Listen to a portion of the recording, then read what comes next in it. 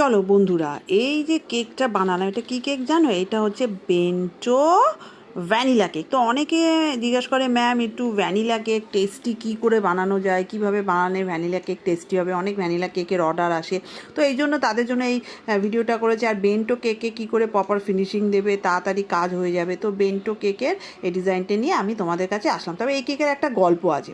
তো আমি একটা বেন্টো কেক ভ্যানিলা স্পঞ্জ বানিয়ে নিয়েছি। তো ভ্যানিলা কেক বানানোর জন্য তোমাকে ভ্যানিলা স্পঞ্জ বানিয়ে নিতে হবে, আর হোয়াইট চকলেট গ্যানাশ বানাতে হবে। হোয়াইট কম্পাউন্ড আছে, যে কোনো ব্র্যান্ডেড কোম্পানির হোয়াইট কম্পাউন্ড নিয়ে নেবে।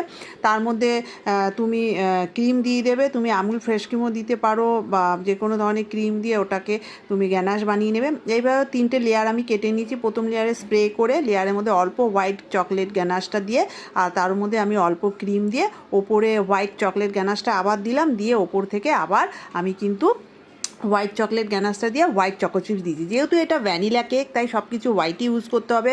হোয়াইট গ্যানাশ ইউজ করতে হবে আর হোয়াইট চকো চিপস ইউজ করতে হবে। তুমি চাইলে ডার্ক চকো চিপসও ইউজ করতে পারো, যেহেতু এটা ভ্যানিলা, এর মধ্যে হোয়াইট কম্বিনেশনটা বেশি ভালো যায়।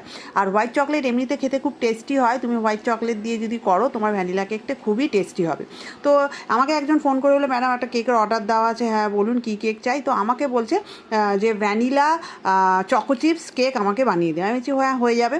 তো ভ্যানিলা চকো চিপস কেক বানানোর আগে উনি টেস্ট করতে চাইতে, তো এটা একটা টেস্টিং কেক তৈরি হয়েছে। এবার ওনার কাছে যখন কেকটা বানিয়ে পৌঁছিয়েছে, তো উনি তো সেই ওনাকে বলে দেওয়া হয়েছে ডেলিভারি চার্জ কিন্তু আপনাকেই দিতে হবে, আপনার বাড়ি থেকে যত। সেই ডেলিভারি বয় দিতে গেছে, সে বলছে না এত টাকা হয়েছে, আমি ডেলিভারি চার্জ দেবো না। সে ডেলিভারি বয়ের সাথে সেই ঝামেলা, সে ডেলিভারি চার্জ কিছুতেই দেবে না। অবশ্য আমি কেক কেউ যদি অর্ডার দেয়, আমি ক্লিয়ার বলেই দিই আপনার বাড়ি থেকে যত দূরত্ব ডেলিভারি চার্জ দিতে হবে। যাই হোক, এক একটা কাস্টমার এরকম থাকে। এনিওয়ে, তারপর কিছু টাকা দিয়ে ডেলিভারি বয়কে তো সেই কেকটা নিয়েছে। কেক দেখে কেটে বলছে, এমা এটা তো ভ্যানিলা কেক নয়। আমি বলছি তাহলে এটা কী কেক?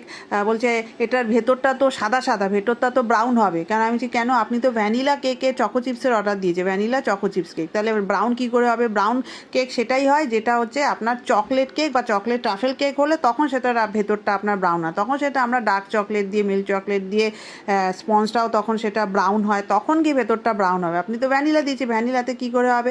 আর আপনি যদি ভ্যানিলা কেকেরই অর্ডার দেন, তাহলে আপনাকে বলতে হবে চকলেটই ভ্যানিলা কেক, তখন সেটা আলাদা হয়। কিন্তু আপনি তো বলছেন pure vanilla choco chips cake বলেছেন, তাহলে তো সেই ক্ষেত্রে কী করে ব্রাউন হয়? মানে কাস্টমাররা কী কেকের অর্ডার দিতে চায়, কী ফ্লেভার, সেটাও নিজেরা কনফিউজ, সেটাও ঠিক করে জানে না, বোঝে না। তাই আমি সমস্ত যারা কেকের বিষয়ে কিছু জানেন না, তাদের সকলকে আমি রিকোয়েস্ট করব, আপনারা যাকেই অর্ডার দেন, দোকান থেকে দেন বা হোম বেকার্সদের দেন, তাদেরকে ক্লিয়ার করে ভালো করে বুঝিয়ে বলুন আপনারা কী কেকের অর্ডার দিতে চাইছেন।